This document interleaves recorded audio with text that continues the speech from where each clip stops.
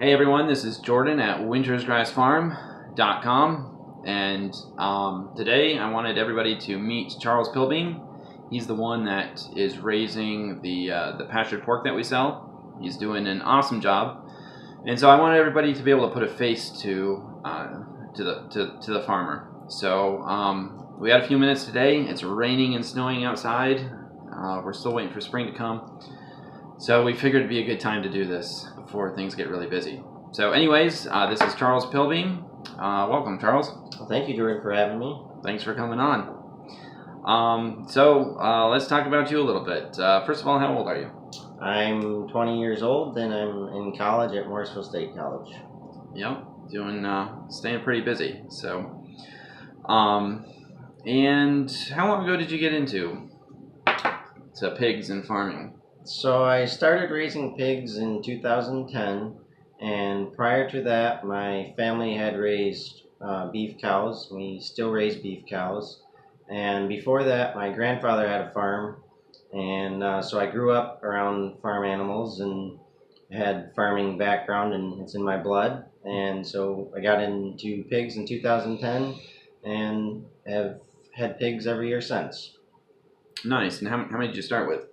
We started out raising 4 just for our family, and then after that, I think I raised about 8, and then I started getting into breeding, and my first year I was only able to get 1 litter. I think I tried breeding 4 and only got 1 litter out of it, and so it was a learning curve, and I have continued to grow since then, and right now I have 4 sows. Nice. And how many piglets do you generally farrow out a year? So probably on average anywhere between 30 and 40, Nice. I would say. Yeah, so we used, I used to raise pastured pork. We kind of had to step back to focus. We're focusing on the beef and the raw milk right now. But we would always get our pigs from Charles, and he did an excellent job. He was close by and worked really well. So he's been doing it for quite a while now. And when we stopped raising the pork, he offered to keep it going, and we've had a number of customers that still wanted to get it. So we're pretty happy to be able to do that. All right. So, first of all, where was your grandpa's farm? It's in Westmoreland, New York. So he's still there. Yep, they're still there. They sold the dairy cows, I think in 2008, and so Okay, not that long ago. Now they just have, I think they have some sheep, and they just kind of have more of a hobby farm. Right. Nice. All right. So what was it about pigs that made you decide to start with them? Well, my grandfather used to raise pigs, and I always kind of liked them. I thought they were interesting and they were different. And we already had the cows, and so it was kind of a way for me to get into raising some animals without already doing something we were. And I always just kind of had a interesting desire to raise pigs, I guess. Yep, nice. Yeah, I think when you started, I remember you guys came and visited our farm, I think. It's a while ago now. Yep. But you were like half my size, and now you're like, what, 12 inches taller or something? I don't know exactly. Maybe not quite that much. Anyways, so tell us what you're doing a little bit now. You grow your own feed, or you're working on that? Yep. So last year was our first year putting our own corn in. Prior to that, we were buying from a feed mill, and so we are growing our own corn. We've been growing our own hay ever since 2010, so we still have that going, but we're getting into the growing and grinding and making of our own pig feed. Yeah, that's pretty cool. And it seems like in this area, it's kind of hard to find GMO-free grain. And so Charles is experimenting with growing his own corn, GMO-free corn this year. We're going to see how that goes.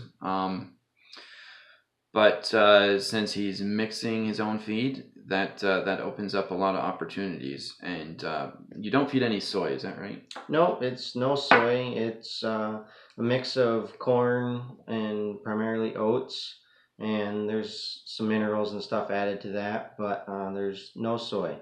Yeah. So if you can figure out the growing the GMO-free corn, Yep. you'll be all set. So I know for a lot of our customers, that's a pretty big deal. So I know I like that. That's pretty cool. All right, and you tell us a little bit about your pastured model and your farm and the setup you got there. Yep, so we have an old dairy farm that was let go many years ago, and so we've been fixing it up every year, and we pasture everything we raise during the summer months, and we are trying to perfect our rotational grazing. We've changed it a number of times, but we try to keep everything moving, and especially with the pigs. When I set the pigs out, I move them every 2 to 3 days, depending on how fast they eat the pasture paddock that I set up down. Nice. And yeah, we just try to make sure everything gets plenty of grass because that's how they grow. Yep, they definitely like it. And there was a question I was going to ask there.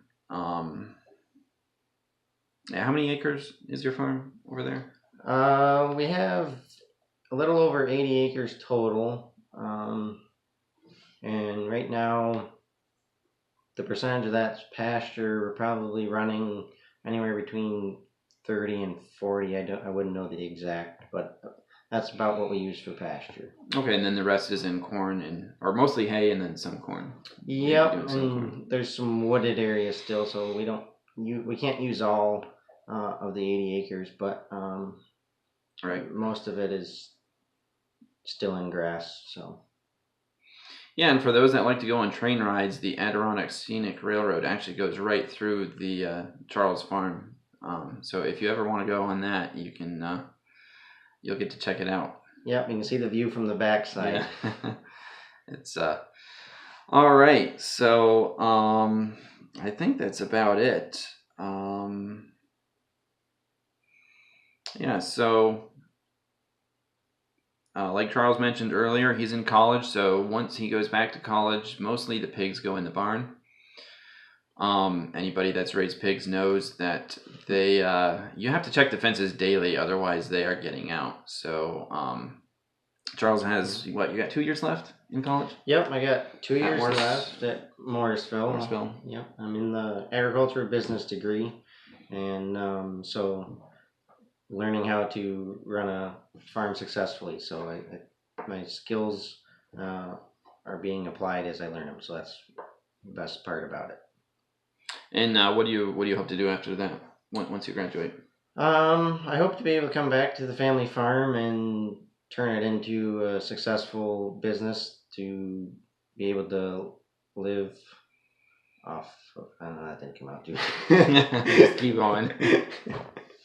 Yeah, you want to make a full-time income. Yeah, there you go. Okay, yeah, that's what I you want to be a profitable farmer, which there's not as many these days, especially as most farmers are, I think the average farmer age of the American farmer is something like 65. So it's good to have some more young farmers coming up, and Charles is one of them. So, all right, I think that's about it. Charles doesn't have a website yet, but we'll be posting. You'll be able to keep up with him a little bit on our site. We'll be posting probably some blog posts, and you can order his pork off of. You'll be able to order it off of our webpage or through Winter's Grass Farm pretty soon here. We do have his products, mainly sausages, but also some other cuts. We've got that here at our farm store. Or you can contact Charles directly. What's the best way to get a hold of you, like email or something? Yep, you can email me at grazingpigsfarm@gmail.com, or you can give me a call too. Let me put my number. We'll put it in the... Okay, put it on the website. We'll put it in the comments or something. People can check it out.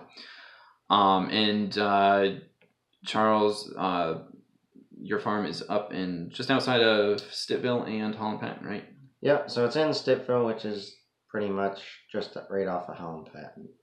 Yeah, either one needs like 5 minutes or 3 minutes from Holland Patton, probably. Yep, So yeah, just like what, 15 minutes north of Utica, about? Is that right? Yep. Pretty close. Pretty close. Pretty easy to get to. It's beautiful country up there. All right. Well, thanks everybody for tuning in, and we hope you'll like this video, share it with your friends, and that you'll keep up with what we're doing here at Winter's Grass Farm and Grazing Pigs Farm. Thanks for tuning in, and we'll see you next time.